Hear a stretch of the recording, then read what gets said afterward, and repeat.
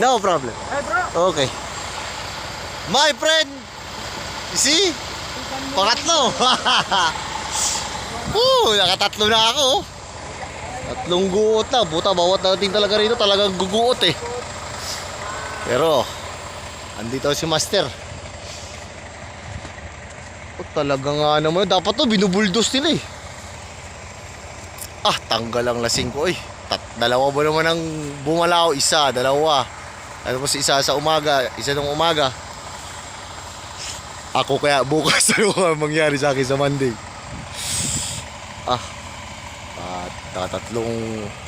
Tatlong ano na ako tatlong truck na. Survive. Lar! Hintay kita ron! Matibay talaga ang aking kadena eh. May ano man yun. May talagang ubos sila eh.